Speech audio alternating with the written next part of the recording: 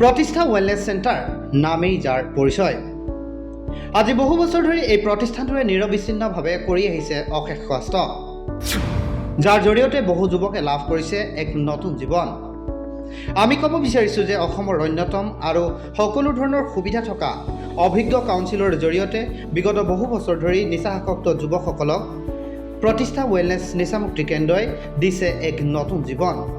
চন্দন ডেকাৰ লগতে অন্যান্য সহযোগীৰ নেতৃত্বত জন্ম লাভ কৰিছিল এই ৱেলনেছ নামৰ প্ৰতিষ্ঠানটো। এদিনকৈ প্ৰতিষ্ঠানটোৱে আজি 5টা বছৰ অতিক্ৰম কৰিলে। 5টা বছৰেই কৰি আহিছে এক বৃহৎ যুদ্ধ। চন্দন ডেকাই অসমবাসীলৈ বিশেষ আহ্বান জনায়, কিয়নো নিচা খালেই যে মানুহজনক বেয়া দৃষ্টিৰে নাচায়, ইয়াক কেনেধৰণে ঠিক কৰিব পাৰি তাৰ প্ৰচেষ্টা কৰাহে দৰকাৰ বুলিও আহ্বান জনায়। নমস্কাৰ, মোৰ নাম চন্দন ডেকা। মই প্ৰতিষ্ঠা ৱেলনেছ ছ'চাইটিৰ এজন কৰ্মকৰ্তা। আমি দেখি আছোঁ যে আমাৰ chief minister mister Himanta Biswa শৰ্মাই বহুতখিনি ডাঙৰ পদক্ষেপ লৈছে ড্ৰাগছ মুক্ত অসম গঢ়াৰ বাবে। গতিকে সেইটোত আমিও ডাইৰেক্টলি হওক ইনডাইৰেক্টলি হওক আমি সেইটো কামৰ ওপৰত লাগি আছোঁ। আমি প্ৰশাসনৰ পৰা বহুত এনেকুৱা ধৰণৰ সহায় পাই আছোঁ, য'ত আমি বহুত ল'ৰাক ড্ৰাগমুক্ত কৰিব পাৰিছোঁ। আৰু ভৱিষ্যতেও যাতে এনেকুৱা যদি সঁহাৰি থাকে আমি নিশ্চয় পাৰিম।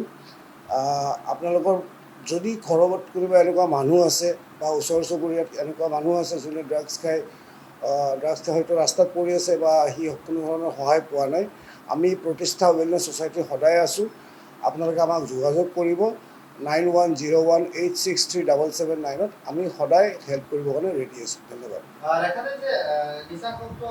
যুৱক যুৱতীসকলক আচলতে সমাজত এটা একাষৰীয়া কৰা যায় বা তেখেতলোকক আচলতে দলিয়াই দিয়া হয়, কিন্তু তেওঁলোকক যদি মূল নদীত উভতাই আনিব পাৰি সিও এটা মানৱ সম্পদ হয়। এই গোটেই বিষয়টোক আপোনালোকে কেনেধৰণে চায় আৰু এইসমূহ ব্যক্তিক কিবা ক'বলৈ বিচাৰিব? চাওক, আমি সেইটো ক্ষেত্ৰত আমি এইটো নামানো যে আমাৰ 5টা আঙুলি এটা আঙুলিত ঘাও হ'লে আমি আঙুলিটো কাটি পেলাই নিদিওঁ। আমি আঙুলিটোৰ ট্ৰিটমেণ্ট কৰিব লাগে, কাটি পেলাই দিব নালাগে। কিন্তু আমি বহুত অভিভাৱক দেখিছোঁ বা বহুত ওচৰ চুবুৰীয়া মানুহ এনেকুৱা দেখা পাইছোঁ, যোনে ধৰক মানুহটো বেয়া বা আৰু কেতিয়াও ভাল হ'ব নোৱাৰে বুলি তাক একাষৰীয়া কৰি দিয়ে। একচুৱেলি সেইটো নহয়। সেই মানুহজনক আমি সহায় কৰিব লাগে। ইনফেক্ট আমি মানুহজনৰ ওপৰত বুজিব লাগে যে মানুহজন একচুৱেলি হোপলেছ নহয়, সেই মানুহজন হেল্পলেছ। চ' সেই মানুহজনক হেল্প কৰাৰ কাৰণে আমাৰ সেইটো এটা ডাঙৰ ডিউটি, ডাঙৰ ৰেচপনচিবিলিটি। চ' আমি কৰিছোঁ।